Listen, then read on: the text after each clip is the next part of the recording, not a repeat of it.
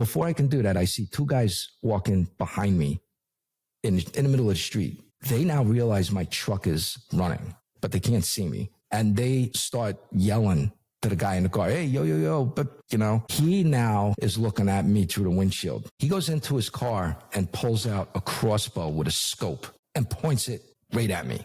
And I'm like, hey, there's no time for anything. I'm taking this guy down. I need one or two of you to come over. Let's get this guy in custody because we still got this other op going on. So I angle my truck. I draw down on this guy and I'm like, give him one.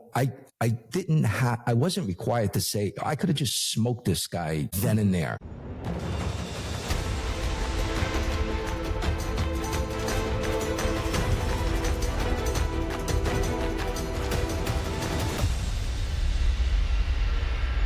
Hey guys, welcome back to part 2 of this week's episode of Game of Crimes with Murph in the Morning. We've got Mr. Eric Immesberger back, and I think I got his name right this time because yesterday I didn't. Good to go.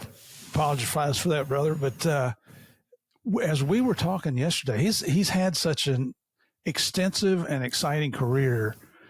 We were talking after we ended yesterday's interview and said, there's this murder for hire case that I really want to talk about because it kind of ties in with the previous guest on here that we had with Brent Cartwright, who was on episode 184 back in February of this year. And then as we continued to talk yesterday, came up with a whole nother case. So we're looking at 3 episodes this week. So don't think today is going to be the end of it. We're going to talk about this one case, talk a little bit about Brent, and then bring you back tomorrow for a third one. Outstanding. I don't do that very often, but Eric's agreed to do it, and his life has been so exciting. I believe it's worth it. Steve, I can't thank you enough for the opportunity. Very gracious of you. Thank you. Brother, thank you for coming back and giving us your time. I know it's we had some technical difficulties yesterday, and I'm pretty sure it was my fault because Murphy's Law, you just learned to live with it. But it's an honor to have you on here. It really is. Thank you. You came highly recommended from Lou Velozzi and Lou, brother. Thank you so much for the recommendation. Yeah, he's all right for an Italian guy, isn't he? Yeah, I'm not afraid of you, Lou, because I know your wife. I'll just call her. She'll tune you right up. So, Eric, as we left yesterday, we had you've already transferred with ATF. You're out in Kansas City now. When you got to Kansas City, were you already a group supervisor or did you get promoted out there? So when I got hired in 98, the rules of the road for ATF and probably the same for DEA is you could not be assigned, you could not be hired into the field division that you were recruited out of. Right. So when they asked me in the panel interview in New York and Seattle, where would you like to be assigned? Like what's acceptable to you? And what GS level are you willing to accept to take this job? My answer was, I'm willing to take a GS5 in Guam. Wow. And we have 2 enforcement groups in Guam, believe it or not. The meth and guns crazy out there. Yeah. So they came back with an offer of a GS12 in Kansas City, take it or leave it. And to get a GS12 out of the gate, which the majority of my academy class was hired at a GS12, was unheard of. You cannot do that today. You get hired at a 579. That's it. Wow. You could have a doctorate degree and have been a cop for 10 years. Maybe you'll get a GS9. So when I got to Kansas City, I'm like, at least it's not LA. It's halfway, I can get back to New York easily. And my first wife she was a New York City cop and she was out on a line of duty injury, but we had a son and he was about 6 weeks old when my start date. And, she goes, well, I'm not coming out to Kansas City and neither is your kid. Try and get transferred back. So that took like 3 years. And, that was a little much to recover from. But so Kansas City, I wound up doing 98. I got hired and then I got transferred back to New York actually, I got transferred back to New York when I was in the middle of SRT basic school. Mm-hmm. So that was March of 2001. So when I reported right back to New York. And SRT, that's Special Response Team? Our Special Response Team, our version of SWAT, unbelievable program.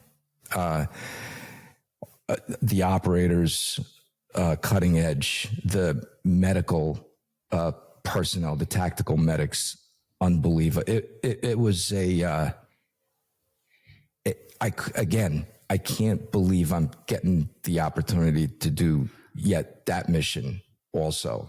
And that's something that law enforcement was so slow, especially the feds, in bringing along, is to bring in these specialized teams. I mean, the Bureau had their HRT, a hostage rescue team, which is world renowned. But, in DEA, we were slow about it. Sounds like you guys were slow about it. I'm sure the marshals were as well. But in HSI, I'm not sure about them, or they used to be customs. But having a trauma-trained medic on site going into violent situations, that's just a no-brainer. But man, it took us years to come up with that. Well, Steve, it got even better for ATF. So ATF pre-Waco was division-wide special response teams. So 26 field divisions in the Bureau, and each one had its own SWAT element, SRT element. There was common training, everybody, but each division. So after Waco, a little bit after Waco, it got designed that there would be 5 teams located throughout the United States: Sterling, Virginia, LA, Miami, or actually Lauderdale, and Detroit and Texas. And that worked out great. That was the system that I got hired under. So you were on one of those 5 teams. You trained and qualified in everything physically, weapon systems, and training every 90 days. You went away for a week. And that was on top of training that you would get just as a regular street agent back in your division. It was a well put together program. So SRT also had developed a very tight relationship with Johns Hopkins Trauma. And our medics would do rotations in the level 1 trauma at Johns Hopkins, level 1 traumas throughout the United States, depending on where you were stationed. And the gunshot treatment protocols were right there with a military combat medic. Johns Hopkins also went one step further that, again, this is post-Waco. If we were going to do an op that was so far removed from where a hospital would be, we could have trauma surgeons from Johns Hopkins come out. A triage surgical tent would be set up at a location away from the op. And we were not dependent on a local level 2 or 3 hospital transport. We did everything was in-house. Holy cow. And we would have air asset at the ready to be spun up if we had to do a medevac to a hospital trauma one. So the SRT program in ATF consummately thought out. And I tell you what, as an operator and as an undercover, when they covered some of my deals, 100% trust, confidence, faith. Great program.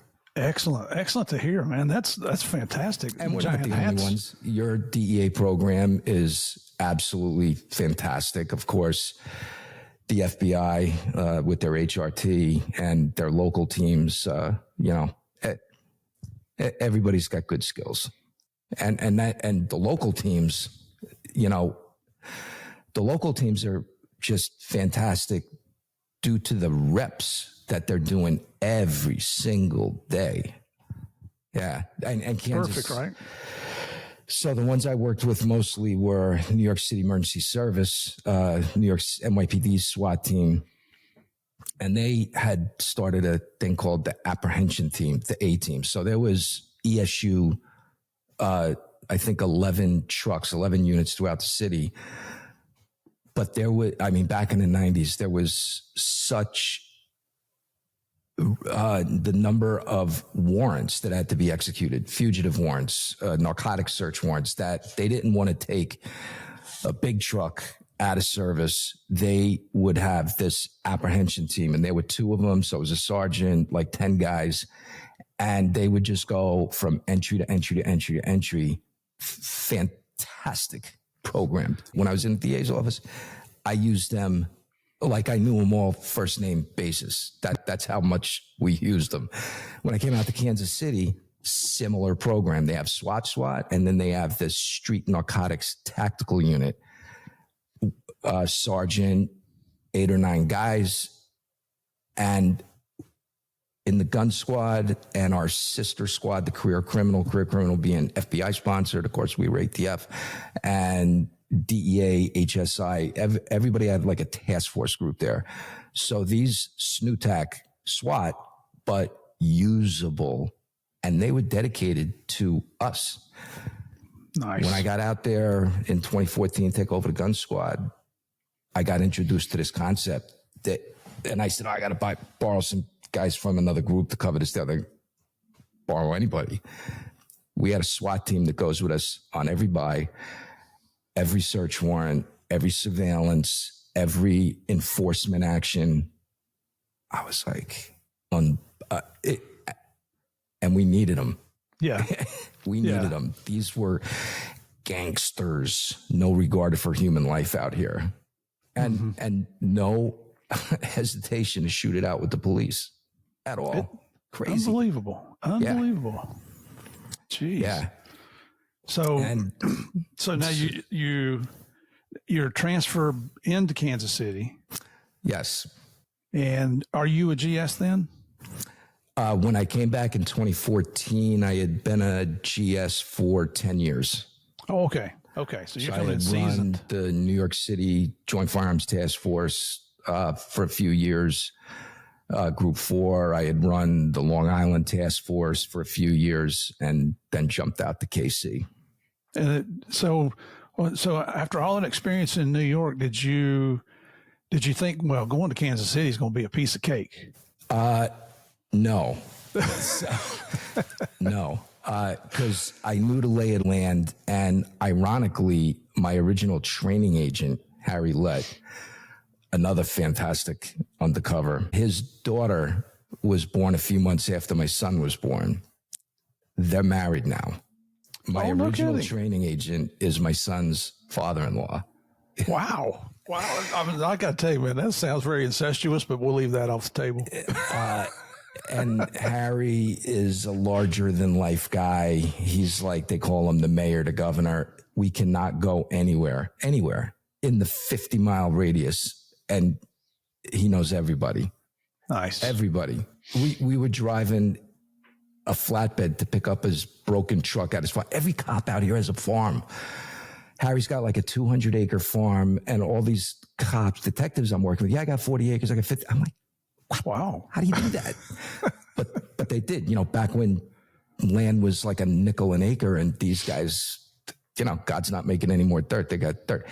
So we're dragging Harry's truck back on a flatbed, and he blows out a tire. This is like 11 o'clock at night. And when I say we're in the middle of nowhere, we're in the middle of nowhere. A cop drives up.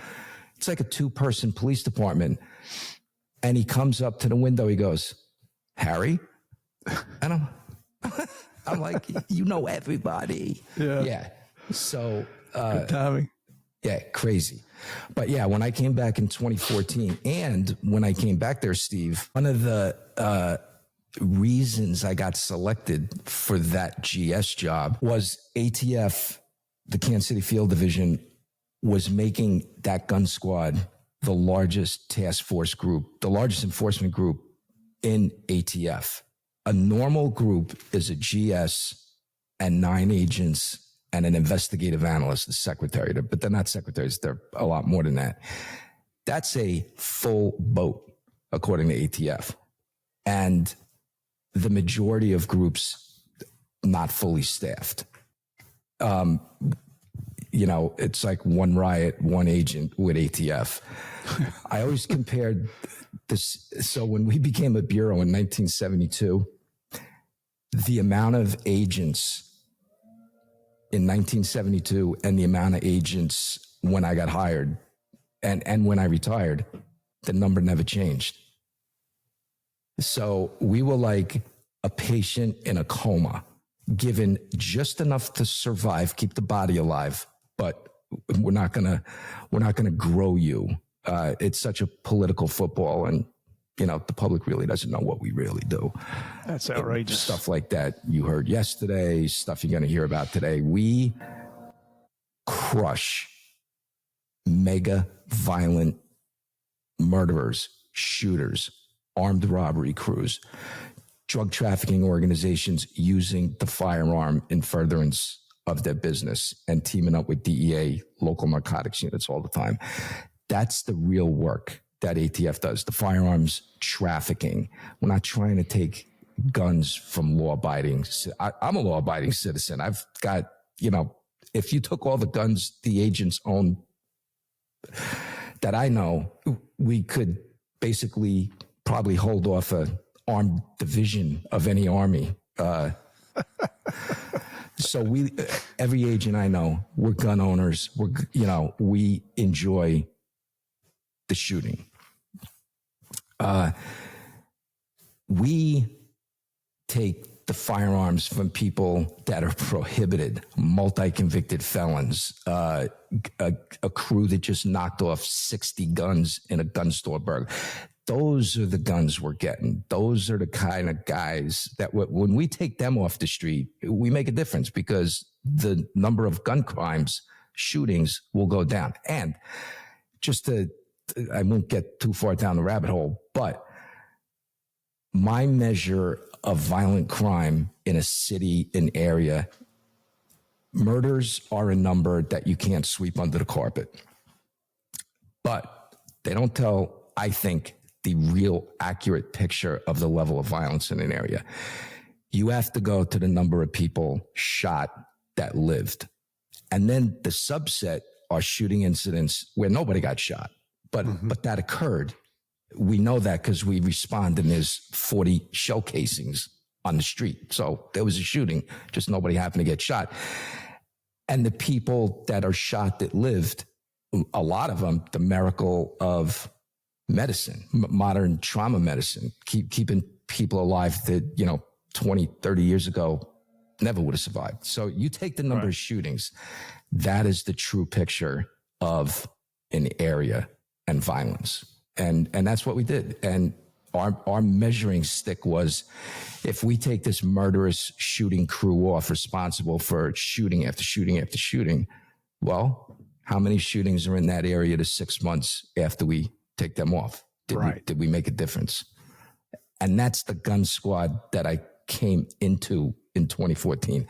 These guys were hitters, and massively motivated. Okay, difference between New York City and Kansas City. In Kansas City, these gangsters are up and running at 7, 8 o'clock in the morning. Really? Yeah.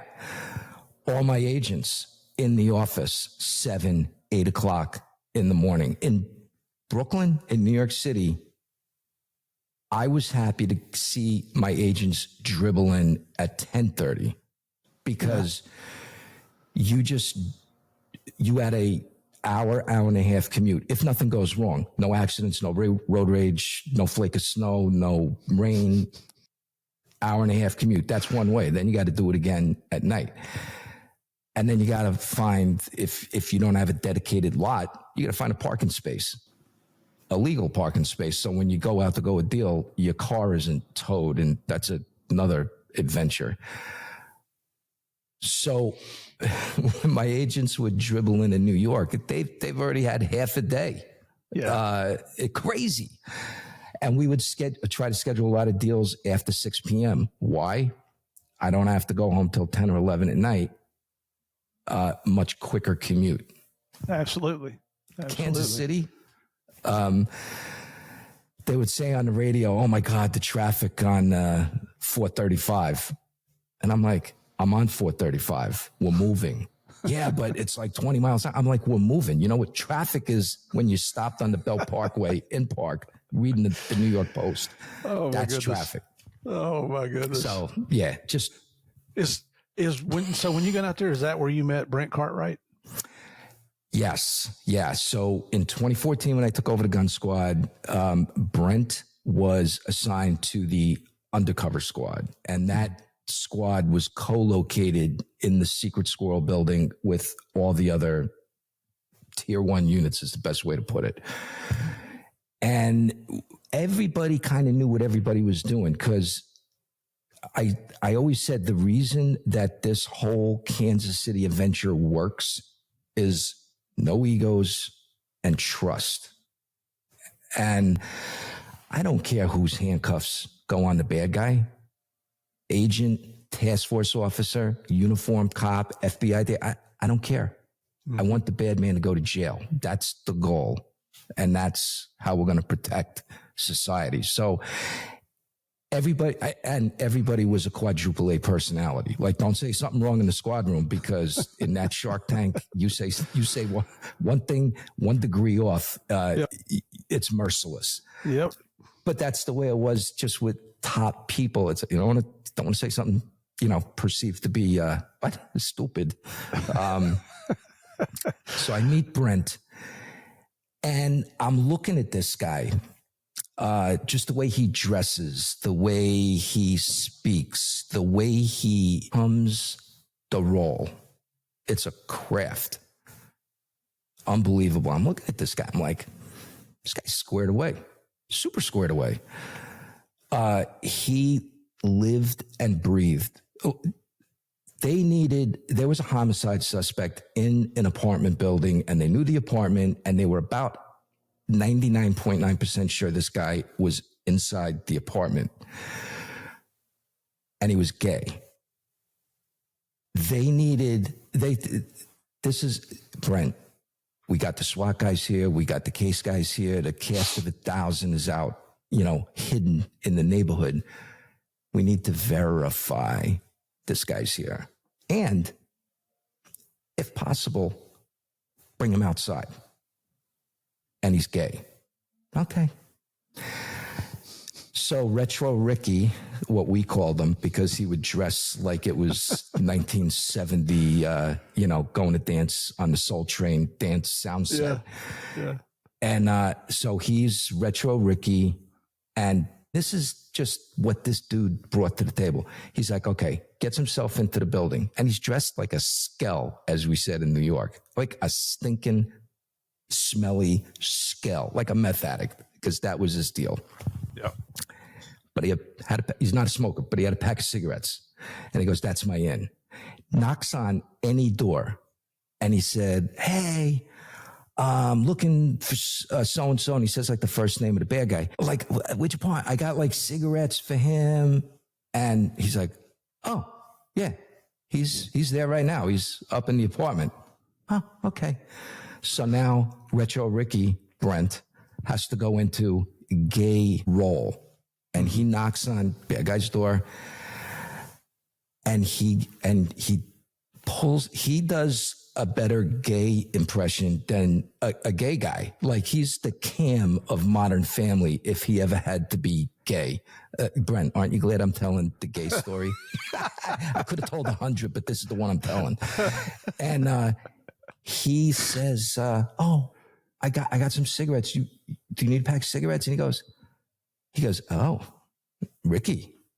And he goes, and Brent seamlessly, okay, the door's open. I'm talking to him. Positive ID. This is our bad guy. They can hear this on the wire. Good. And then Brent says, want to kick it? Like, want to hang out? And he says, oh, yeah. So Brent's now got to get him outside. And he goes, hey, how about I go up the street and I get a 6-pack of beer. We come back and, we'll whatever. You want to come with me? And he goes, yeah, hold on. I get my jacket. Brent literally walks him outside. And everybody's like, bravo. You can't believe unbelievable. It. Yeah. Brent, we joke about this thing too. The bad guy tries to run when he sees like the 3rd Armored Division moving in, and they're all looking at him, and he starts running. They crush him instantly, bad guy. He's in pocket. Brent, staying in roll, he runs. Brent is a track star. He was on the Army's cross-country team. He's like the 4.5 minute mile guy. I mean, This dude can move. And we had always joked about how we would train for foot pursuits. You get some 18-year-old kid that's jacked up and a track star. And we always said, keep him in sight for 100 yards. The adrenaline dump, they're going to run out of gas. Keep him in sight 100 yards, and you got him.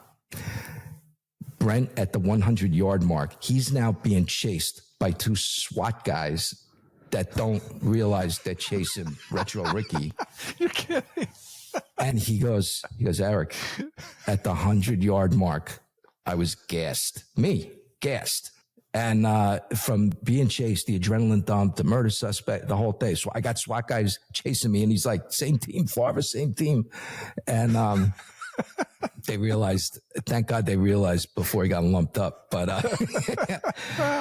but that's what I saw with Brent. I'm like, a talent. Look, undercovers, if you get to the level that his unit was at, you had skills. Yeah. Same thing in ATF and DEA and anywhere else. If you get to a certain level, you've somewhat started to perfect the craft. And that was Brent. So then he does another deal actually for us on a target. And it's I don't want to say simple because nothing's ever simple, but he's going to go into a house and he's going to do a relatively small meth buy. He goes into the house, boom, door gets locked behind him. And mandatory, any Kansas City police detective doing an undercover, you have to have the SNUTAC SWAT team on station, standing by for a rescue. So he had that. So he goes into this house, he's locked in, and he's confronted with the sales subject, and he's negotiating. Well, sales subject goes to get the 1 ounce or however much it was, and he can't find it. And then he starts having an argument with the other guy in the apartment. You stole my dope. Well, one guy pulls out a gun, one guy pulls out a knife, and then one guy's trying to choke the other guy. Brent's trying to calm this down. And he does. Gets it, put the gun down, put the knife down. And he goes, hey, I'm going to go get a 6-pack. What do you guys want? Let's just take a breath. Yeah. And they let him out. They unlock the door, they let him out for the price of a 6-pack. He gets out and he's like, okay, there's one guy with a gun. There's one guy with a knife. Our sales subject is inside. The dope is somewhere in the house because one guy stole the other guy's dope and he's still there. So that means the dope is still there. And SNUTAC went in and without incident executed the warrant. I felt so impressed by that ability. We always say the best weapon an undercover has is the mouth and the mind. Absolutely. You can talk your way out of like 99.9%. And I would always tell my cover team, I'm like, don't come in on a rescue unless I ask for it. Mm-hmm. If you hear me say the words, hey, behave yourself, that means tighten it the F up because this is getting dicey. But don't come in unless I use the help word that we have, or if there's gunshots and gun smoke coming out of the car I'm in, you may want to come and see what's going on. Yeah. But I said, you know what? I'm going to make a plaque for Brent. This was above and beyond. It needs to be memorialized. So I get funding from our division and I make him up a nice plaque. And I recite the incident on the plaque. And I make a kind of deal of presenting it to him in front of his squad, just very informal. And, you know, we didn't know each other that well yet. Well, little did I know, that's the only award that he had ever been given as an undercover, if you don't count the Purple Heart from getting shot 6 times on a fugitive deal. And he made mention of that in a few posts, and he shows the plaque, and he's like, hey, this ATF guy, the only guy that ever got me something. Nice. So I didn't think it was a big deal, but it was a big deal. And then I went on a campaign like Sherman through Georgia in the Civil War. I'm going to get Brent in the gun squad as a task force officer, which when you got a top tier player, nobody wants to let him or her leave the team to go play in somebody else's sandbox, even though, you know, we're all playing in the same sandbox and together, and, you know, it's a beautiful relationship. But I go on what one of my old Sachs, Greg Gant, used to say: slow, steady, continuous pressure. Continuous for as long as it takes to accomplish a goal. So I started going to the PD bosses, and I had political capital with them because we were making magic happen. We were just doing stuff that cops would say, how did you do that? And it was the skill of the members of the gun squad. I mean, all of them smarter than me. I pride myself on surrounding myself with people smarter and better than me. Smart. And that was the deal with the gun squad. ATF, I merely one sentence: I want Brent Cartwright as a TFO. Yeah, make it happen. Well, the PD was not so willing to let him go out of their unit, but they did. Yeah. I am dripping water on a rock. That's how the Grand Canyon was made. I didn't have a few million years to make Brent happen, but we got him. And you talk about like the crazy violence in Kansas City. So Brent was shot on I believe it was July 15th of 2018. It was a Sunday morning. And the Thursday before, we were in this bad guy's neighborhood that shot the guy that shot Brent. So we were very mindful because we had been looking for this guy. He'd executed a foreign exchange student on a armed robbery at a fast food place. And he was a pattern armed robber from Oklahoma. Oklahoma had called him our most dangerous armed robber ever. That's how they described the guy that wound up shooting Brent. Wow. Well, the Thursday before that, we're on a surveillance to take a tracker off a car, which can almost be as dangerous as putting one on. So we had a full boat of the squad to cover the 2 guys that were going to go crawl under this car in broad daylight and get this tracker off. Good. I'm in my Chevy 2500 limo tinted out pickup truck, fested up, ready for whatever may occur. Contingency planned several bad things that could happen. So we were ready to execute a good plan. Car pulls up in front of me, maybe, I don't know, 50 yards in front, maybe less than it, maybe about 30 yards. And I see a black male get out. He's got no t-shirt on, and he's got camo shorts, and tattooed across the back of his back is suspect. It's tattooed so big I could read it without the binoculars. I'm like, oh, God.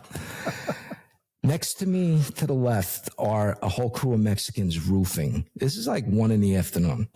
And this guy opens up his trunk, suspect, opens up his trunk, triple beam scale, and he's weighing out ounces. And people are coming up to the trunk. He's serving people. I'm like, I put this over the radio. I'm like, unbelievable. I want to, so we're talking about, hey, I'll just vector in a uniform guy on the radio and, boom.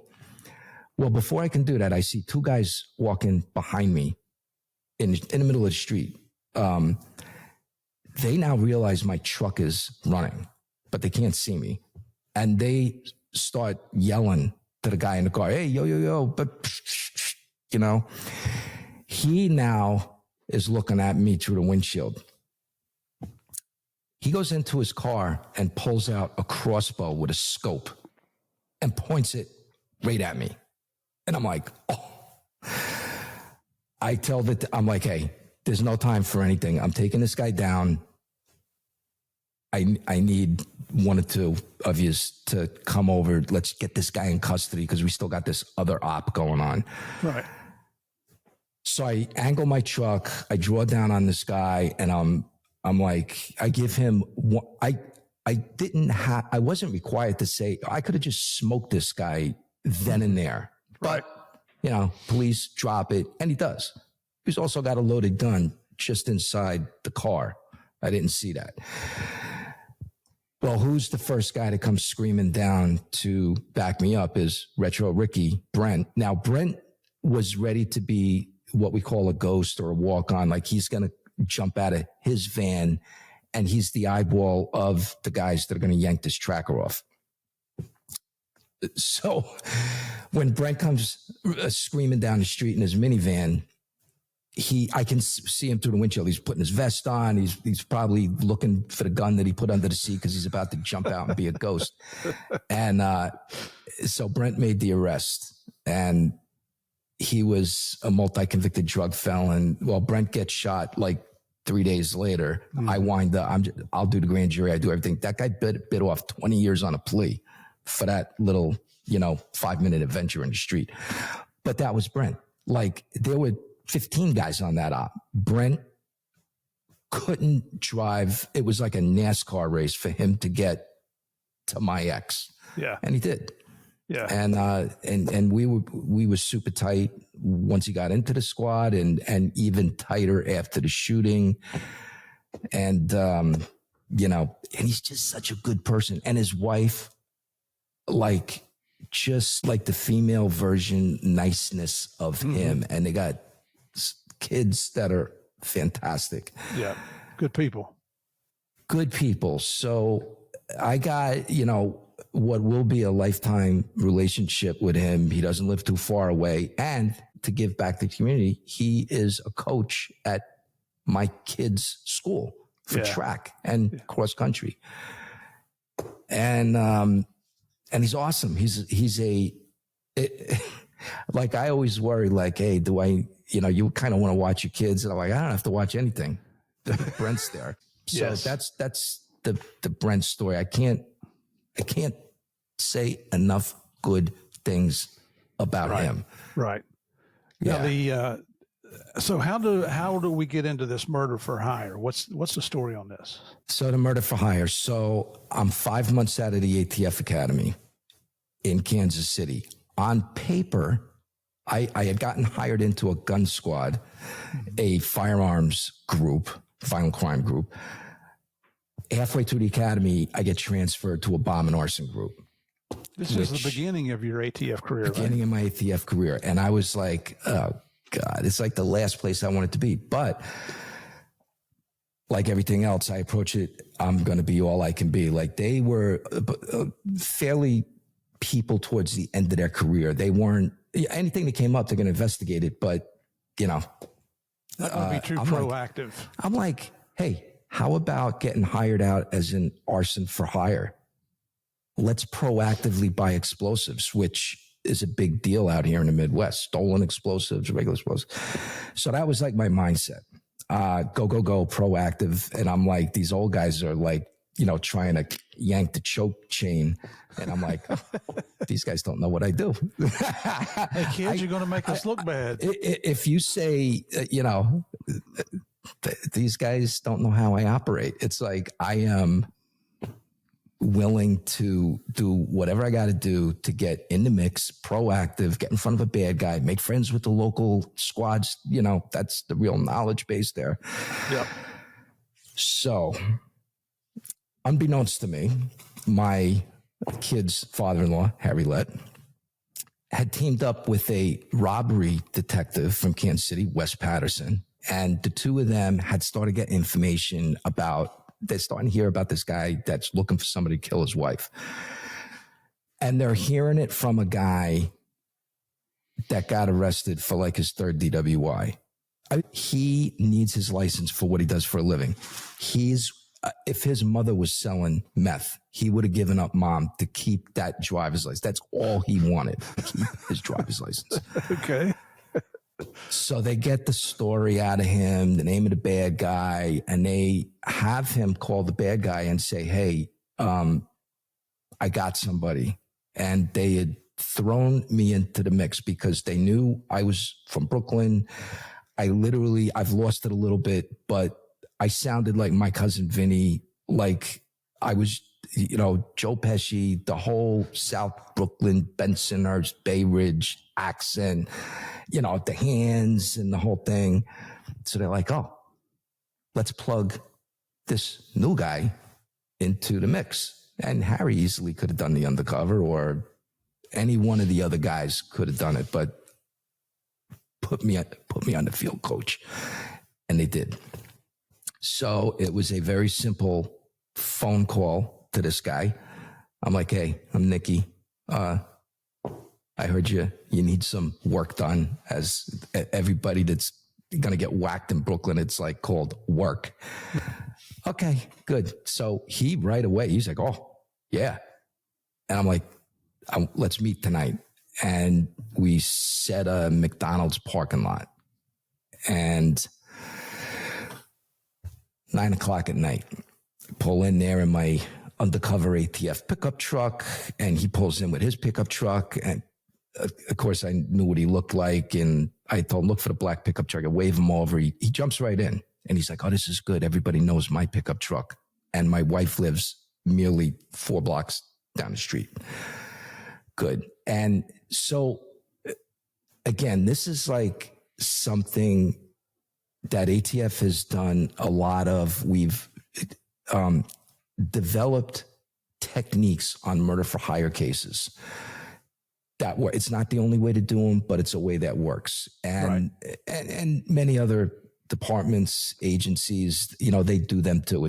It's not curing cancer, but there are some guardrails. And one of the guardrails that the ATF guys would always say is, hey, when we meet a bad guy, we want to make sure he's a bad guy. We investigate criminals. We don't make somebody a criminal. Right. So if it's a guy that just woke up and, he's pissed off and he's like, I want to whacked. Well, that's how he feels right now. Is he going to feel the same way tomorrow morning? Mm-hmm. So you want to dial out the emotionally invested people, that it's an emotion that's going to pass, and you separate those people from a real evil person that absolutely does want this done. And that's exactly what this guy turned out to be. So as I'm talking to him, and I'm creating a situation for him to feel comfortable with me, so I dangle some things that will help him come to, he thinks an accurate conclusion, like, oh my God, this guy's a mob hit guy out of Brooklyn.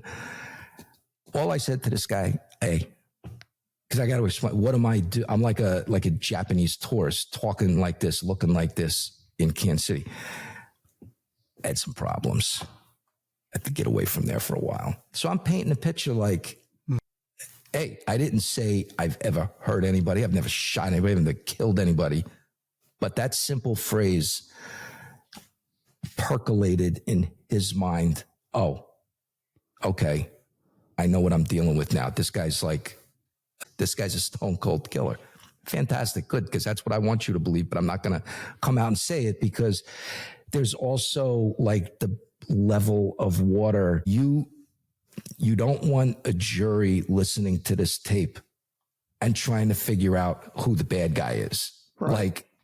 Like, the undercover does not want to sound worse than the guy we're investigating. So it's basically, you know, how far is this guy gonna talk and run? And, you know, I'm looking for, does he really want this done? And that's the questions. And I'm continuously giving him outs. Like, I remember telling him, I'm like, hey, if I killed every woman that ever did something to me, there'd be bodies from here to the Pacific Ocean. Do you really? I want this done. And he wouldn't even let me finish sentences. I want it done. I want it done. I'm not going to change my mind. I think he said, she tore my heart out, threw it in the dirt, and put her footprints in it. And he said that a few times during the song. He's like, she tore my heart out and threw it in the dirt. I'm like, okay, emotionally charged. What's the veracity? Well, the veracity doesn't take long to come out. He says, I need this done, and I'm not backing out. And I've already talked to one guy about doing it, but for 2 months I've been talking to him. It hasn't progressed. So I got another guy that said he would do it, and I've already given him $4,500. Just hasn't done it yet. Wow. I need this done. And I'm like, okay, checkbox. We are not making someone a criminal. This dude, everything has ratcheted up now. This is a dangerous situation. So now, we're always looking to see, is this serious? A guy that really wants this done. Well, I've already paid somebody to do it. He just hadn't done it yet. That's serious. So now I start going through with him. I need a picture. Pulls it out of his pocket. Here you go. And says, and her hair is slightly reddish, blondish now from being dyed. And she weighs this much. She's this much. And through the 2 meetings that night, he provides a floor plan for the apartment. We drive a few blocks down the street to this loft apartment building, and he goes, that's her windows. That's her car. 3 blocks over that way, that's the bar she works at as a bartender. This is where she eats breakfast. This is where she exercises. I mean, wow. He's laying it out. Gives me her work hours. And then he's like, when am I going to do this? Well, at this point, he needs to be arrested quickly, meaning tomorrow morning. And we need to get this wife in pocket tonight. Nothing, we've got this other guy out there somewhere. I got to find out who that is. So this is how I do that. I tell him, I can't believe he hasn't done it yet. I'm like, it's a bad name for the business. I said, look, give me his name. Tell me where he lives. I'm going to get your money back. Don't ask Al. I'm going to get your money back. And I'm keeping half, but I'll give half back to you. He's like, oh, okay. Gives me full name. Here's his address. Here's his car. Here's his license plate number. And he did like 6 to 8 years on a cocaine conviction, which you get that much time in the state of Missouri, you add weight. And there was a story behind that. Like, you don't get that kind of time in the state. Good.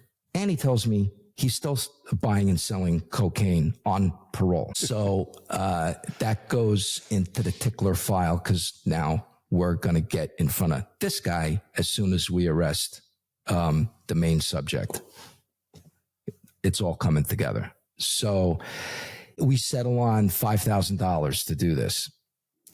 And he tells me, by the way, my wife that I've been separated from for 6 months now, I think she's using cocaine. She might be selling cocaine.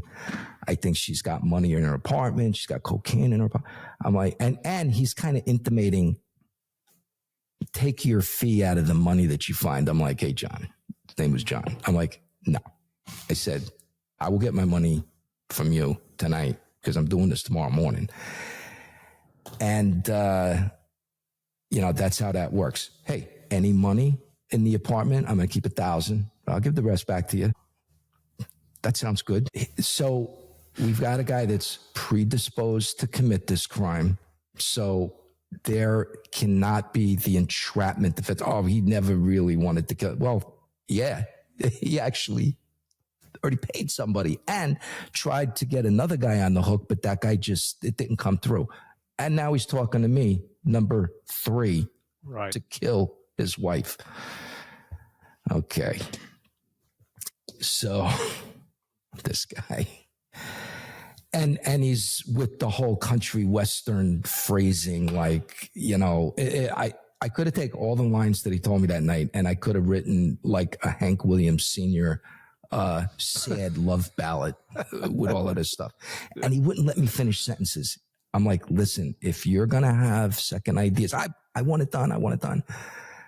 And I had originally told him, I'm going to call you right before I'm going to do this to make sure you really want to do this. And he goes, I'm not backing out. Like, you don't have to call me. I'm not backing out. I want her dead. I want her dead. I want her dead. I'm going to miss her. I'm going to miss her. But I can't take any more of this, heart thrown in the dirt. Okay, good. So we settle on 8 o'clock in the morning. He suggested, hey, 8 o'clock in the morning. And I'm getting him to tell me, like, what do you want me to do? Like, how am I going to get into this building? How am I going to get her to open the apartment door? He doesn't have a key. Okay. So he says, he's, again, a guy that's predisposed. He says, I've already thought this all through. The name of the maintenance guy is Bernie. He doesn't get in till 9 o'clock. The office for the building doesn't open till 9 o'clock. 8 o'clock in the morning, you're going to ring a bell to get in, saying you're like social engineering. I work with Bernie and I'm supposed to come here. There's a leak. And it's not 3 o'clock in the morning. It's 8 o'clock in the morning. You'll get buzzed in. Go up to her door. You'll catch her off guard and say, hey, there's water coming into the apartment underneath you. Bernie contacted me to come and check this out. I'm a plumber. She'll open the door. Okay. He's really thought this through, hadn't he? He's thought this through. But now, and a little bit of jury appeal, if this is ever going to go to a trial, but really it goes to the veracity of, just his state of mind. I'm like, what do you want me to do to her? You want me to rape her? You want me to crucify her on the wall like Christ on a cross? You want me to pull her eyeball out and bring it back to you? I mean, what do you want me to do? And he goes, no, I don't want her to suffer.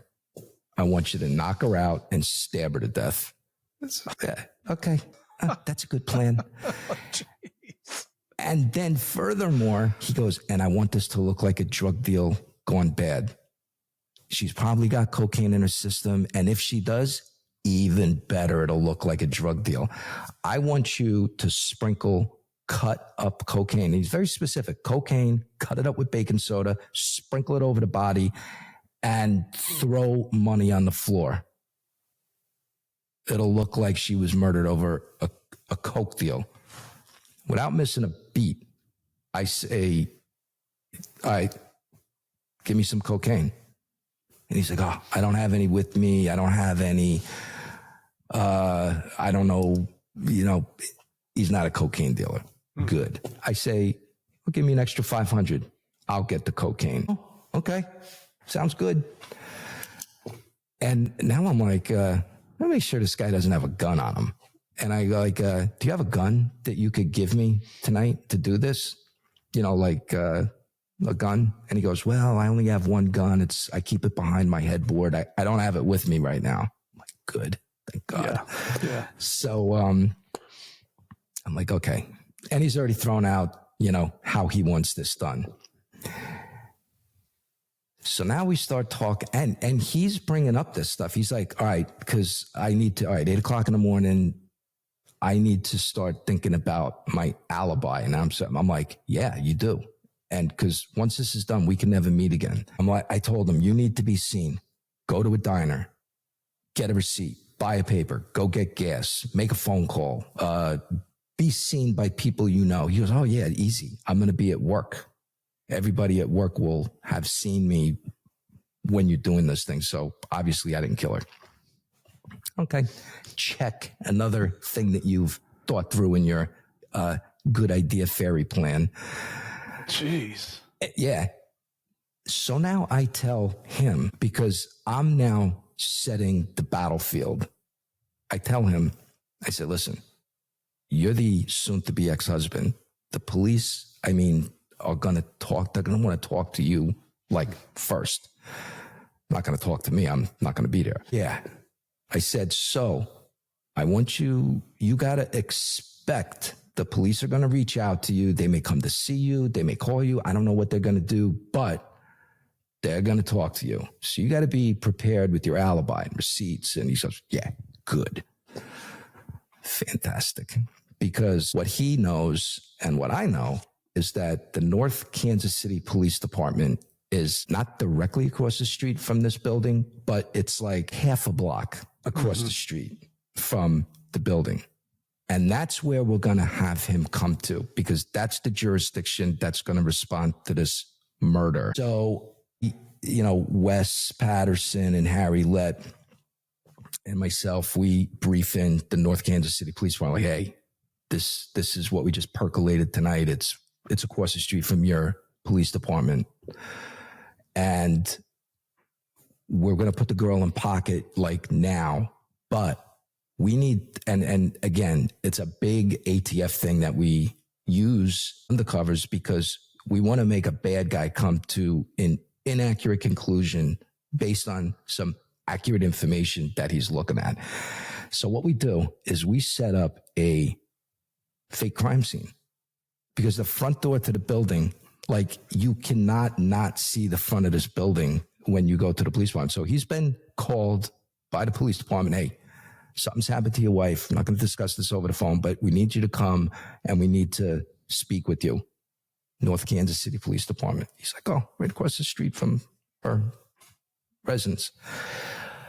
Well, I had North Kansas City PD, excellent police, all these PDs in the Kansas City area, they're like, doesn't matter, big, small, they're good.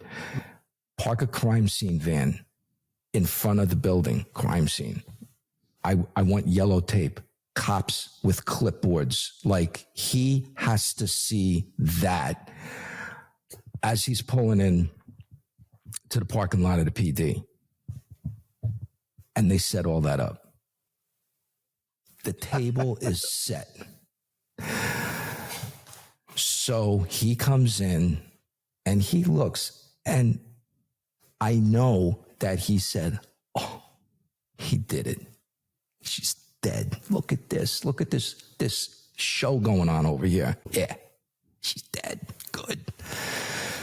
So you bring him into an interrogation room, interview room. And so we've got a North Kansas City detective, Wes Patterson, and they're interviewing John.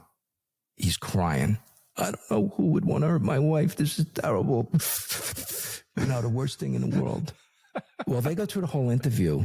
And he's like, check, I got through this. And they tell him, you are so upset right now. We're afraid to let you drive. We have a grief counselor that works here every day. Can we bring our grief counselor in just to talk to you, to calm you down a little bit?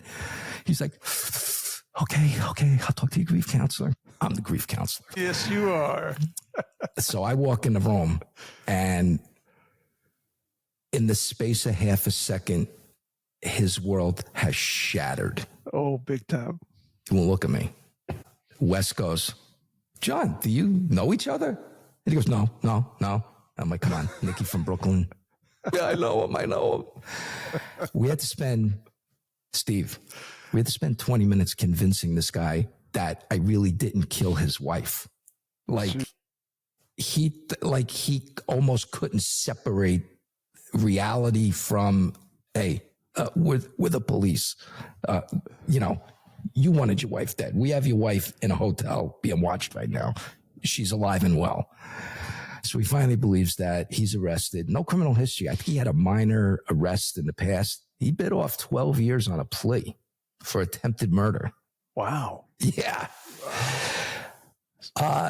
Sentencing is harsh in the state if you get north of the city of Kansas City. Kansas City, you can pretty much, it's 50-50 shot. I can get away with murder. But north of the city, north of the Missouri River, you do something outrageous, you're going to the big house. That was a great case. Anybody would have been thrilled at that moment. We perfected this case. The victim is good. We went and got Mike, the guy who took $4,500. He admitted, yeah, I took $4,500 to kill his wife. And he said, I was never going to do it. I just took his money. I stole his money. I'm like, did you? Well, he had a pretty sizable number left on his parole. State of Missouri revoked his parole. He had to do the rest of his time in Missouri on his original coke charge. Yeah. So good, taken care of. But as this whole like magic show is going on with John, grief counselor, Nikki, a guy pulls into the parking lot of this loft building on a motorcycle. And he now is committed to the parking lot, and he sees the cops, the crime scene, the yellow tape, and he stutter stops like abruptly to the point where it got the attention of cops in the parking lot. They're looking over like, what's going on with this guy? They wave him over. He's like, ring. He has decided to get away, but he is in Stressville and dumps the bike.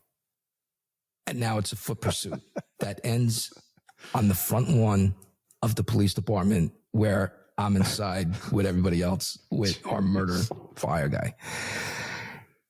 This guy fights, breaks a cop's shoulder. They get him in custody and they're like, what's going on with this dude? His name was Wayne Williams. And earlier that day, he had robbed a bank. He had robbed several banks. He was a serial bank robber, but nobody knew that at the time. Oh, wow. We heard the story and we're like, oh, that's an interesting story. Well, then, of course, right after that, because now this dude is out on bail and in the wind. Wes, murder for hire, case detective. I'm from the city. He's a robbery detective. And he then starts putting together, that's a bank robbery dude. Good. And now I am going to work on this bank robbery dude. And of course the FBI was involved, but this guy's using firearms. So good. The sawed-off shotgun, no less, that's right up our alley. Right. The FBI hates when we get involved in bank. I'm like, hey, primary Title 18 jurisdiction. He's got an NFA weapon. Whoever gets to the bank first, that's, whoever calls the U.S. attorney first for electronic surveillance, it's like, that's who's going to get the case. Not really. I mean, of course, they would primary, do a bank robbery, but we're going to be in the mix somehow, some way. Bring to the table how we can help. It's not like the firemen and the police fighting over a fire scene or a car accident in the 1950s. It's like, how can we help? The reality of it. But Wes is like a rabid, like he's the dog on the postman's leg with Wayne Williams, this bank robber. Well, Wayne Williams goes to Arizona to rob a bank, except in Arizona, the police get onto him and his stolen rental, whatever he was driving, Jeep. And now it's a car chase. Where are you going to go? It's, where are you going to go? And he basically, his car just smokes out in the parking lot. They don't approach him. It's now a standoff because this guy's got a gun in his hand. Right. So again, out in Arizona, beautiful blue skies. What goes up? news helicopters. There are like a few of them over the scene of a bank robbery suspect. And look at all these cops, SWAT guys. We're just going to keep rolling tape and watch how this thing plays out because, and it's live. This isn't tape. They break into like normal programming. Oh my God, look at this. Look how good we are. Right over this thing. Wayne Williams, they don't know who this guy is. They don't know that he has robbed several banks in Kansas City. They just know this guy, one event today, and he ran, and now he's stuck, and he's got a shotgun in his hand. Wayne Williams calls his mom. Mom, they're going to get me. I can't get away. And on live TV, he sticks the shotgun in his mouth and kills himself. Oh, jeez. Back to regularly scheduled programming. So we quickly get and when that happened, now all the pieces are starting together, and there's an arrest warrant in Kansas City active for Wayne Williams for bank robbery. And I've been kind of in the wings helping Wes and, of course, the FBI that's in the middle of it too. Good. So Wes is like, I'm going to get a search warrant for his parents' house, Lake of the Ozarks, that you're a little familiar with now. Beautiful lakefront house of the parents. We're going to do a search warrant at the parents' house. Guns, more guns, proceeds of these bank robberies, all of that.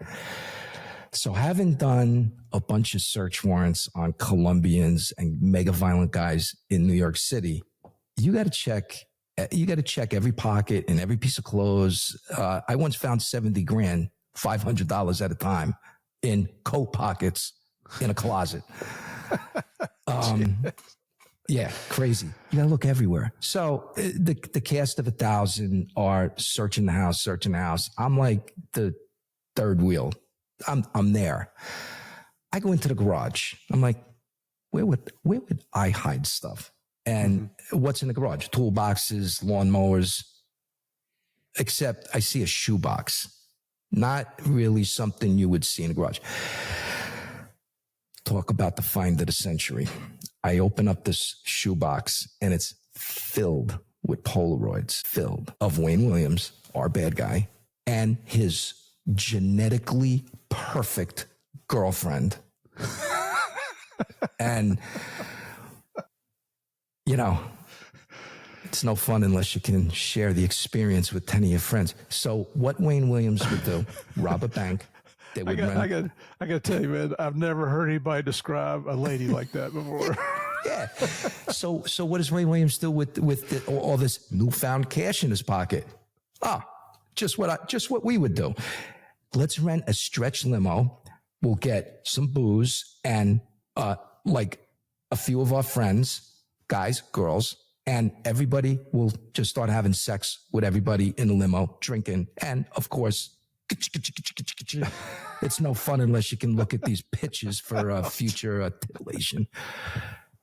So I got this shoebox full of pitches of not only the sexual activity going on in these stretch limos. I've got pictures of Wayne and his girlfriend engaged in the two of them, like BDSM, like acts. Oh. And, nothing, nobody's wearing a zipper mask, but I'm like, they're out there. Yeah. They're out there. And then I call the cops over and they're like, there could have been 50 guns in the other room. They're like, oh, look at this. So Wes is looking at this shoebox in the same way I'm looking at this shoebox. I'm like, Wayne Williams is already dead in the ground, but Miss genetically perfect girlfriend is still out there. I'm like, let's identify this one particular girl that's in these pictures having sexual acts with not only Wayne, but also the girlfriend. Like, this one girl. Good. So we figure out who that is.